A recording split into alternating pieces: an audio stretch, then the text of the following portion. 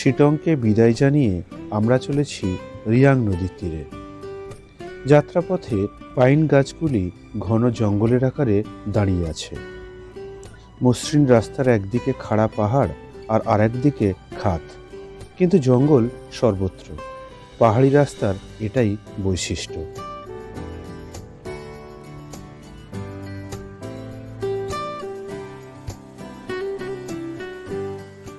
যেতে যেতে রাস্তার ধারে ছোট্ট একটা ঝর্ণা, পাথরের ফাঁক দিয়ে মৃদু শব্দ করে সে বয়ে চলেছে।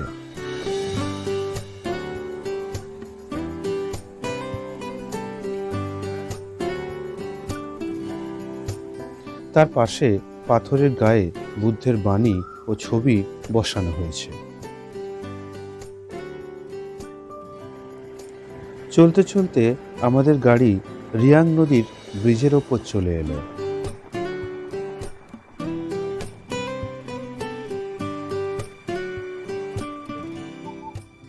রিয়াং ব্রিজ, যোগীঘাট। শিটং থেকে দূরত্ব 25 কিমি, সময় লাগলো 1.5 ঘন্টার মতো। আর এনজেপি থেকে যোগীঘাটের দূরত্ব 56 কিমি। মাত্র কয়েক বছর আগে এই ব্রিজটি নির্মাণ করা হয় 7,28 লক্ষ টাকায়। বাবা রামদেব এই ব্রিজটি উদ্বোধন করেছিলেন। নতুন ব্রিজ থেকে দেখা যাচ্ছে পুরনো ব্রিজটি এখন পরিত্যক্ত অবস্থায় পড়ে রয়েছে।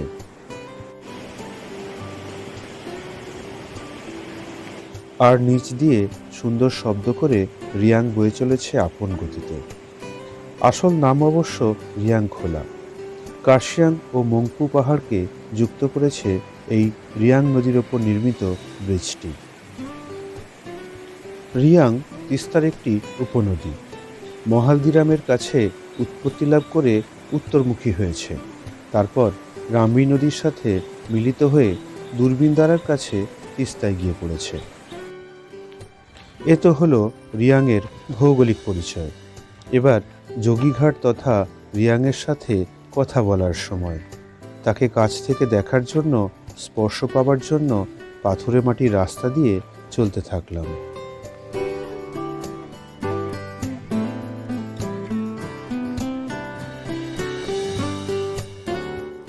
সংকীর্ণ রাস্তা দিয়ে তার দিকে এগিয়ে যাওয়া।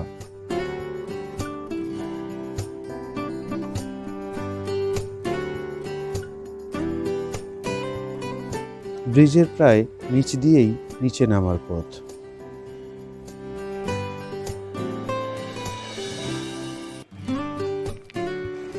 বিভিন্ন আকারের অজস্র বোল্ডারের মধ্য দিয়ে মৃদু গতিতে সে বয়ে চলেছে।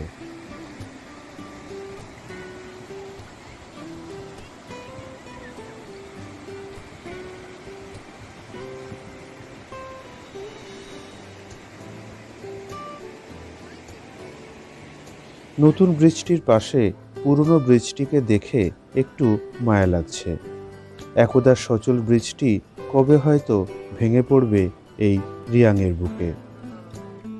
রিয়াং, স্বচ্ছ টলটলে সবুজাভ জল, এখন মাত্র কয়েক ফুট গভীর। সূর্যের আলো আর রিয়াংয়ের মৃদু গতি এক অপূর্ব দৃশ্যপট তৈরি করেছে। সূর্য রিয়াংয়ের এই মিলন পর্বে সৃষ্টি হচ্ছে এক অপরূপ প্রকৃতির।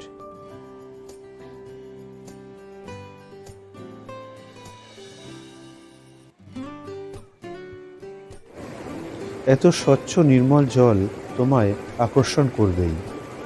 আপাতত সে মৃদু গতিতে বয়ে চললেও বর্ষায় কিন্তু এর তীব্র গতিতে পর্যটকদের আরও আকর্ষিত করে।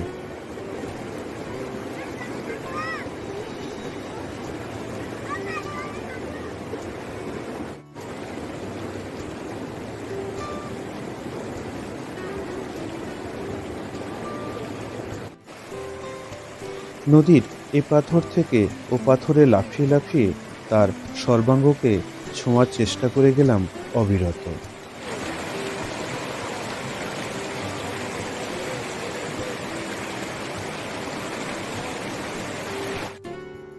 নদীর বুকে প্রায় একই রকম পাথরের মাঝে একটি অন্যরকম বড় ধূসর গ্রানাইট দেখে আগন্তুক আগামুখের মতো মনে হলো।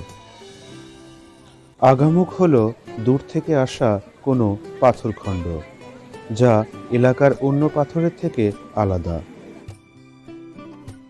রিয়াং নদীর তীর তখন পর্যটকে ভরে গেছে। তারা এখন রিয়াংয়ের সাথে নিজেদের ক্যামেরা বন্দি করতে ব্যস্ত। আমরাও বাদ যাই কি করে, আমাদের নারী বাহিনী দিয়েই তাই ফটো তোলা শুরু হলো।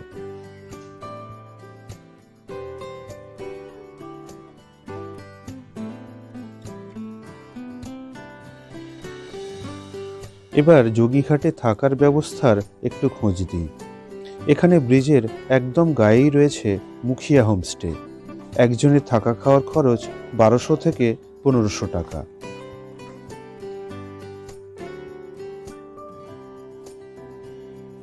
আর যদি গ্রামের প্রকৃতির একদম কাছে থাকতে চাও, তাহলে রিভার ক্র্যাব হোমস্টে আদর্শ। এখানে থাকা খাওয়ার খরচ জন প্রতি 1200 থেকে 1400 টাকা ও টেন্টে থাকলে 1000 টাকা। এখানেও রিয়াং হোমস্টের প্রায় কাজ দিয়েই বয়ে চলেছে। একটু গেলে একটা ফলসও আছে, নাম লেপচা ফলস। এবার গ্রামের ভিতর দিয়ে নদীর পাশ দিয়ে যাওয়া রাস্তা দিয়ে এগিয়ে গেলাম।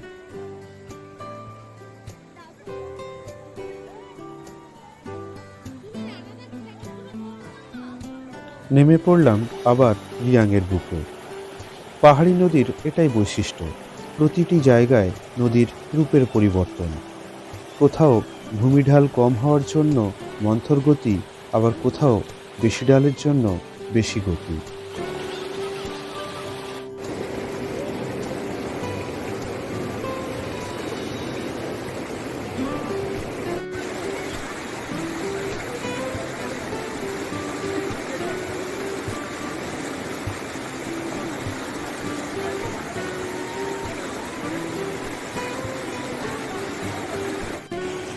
এখানে আবার কলকল শব্দ করে সে বেশ গতি নিয়ে বয়ে চলেছে। তার স্বচ্ছ জল গায়ে মেখে দিব্যি স্নান করা যায়।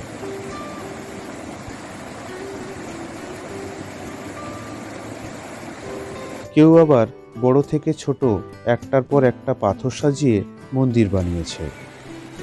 অজস্র পাথরখণ্ডের ভিতর দিয়ে রিয়াংয়ের মৃদুমন্দ গতিতে বয়ে যাওয়া ও তার দুপাশের সবুজ পাহাড়ি গ্রাম এক নিমেষে আমাদের আপন করে নিয়েছে।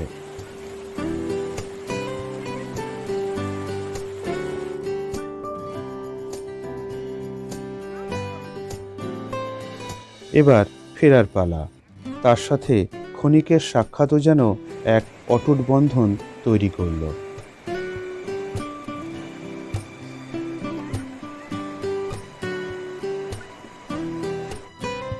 অবশেষে যোগীঘাট ও রিয়াংকে বিদায় জানিয়ে আমাদের গাড়ি চলল রবীন্দ্রনাথের বাড়ি, হ্যাঁ, মংপুতে।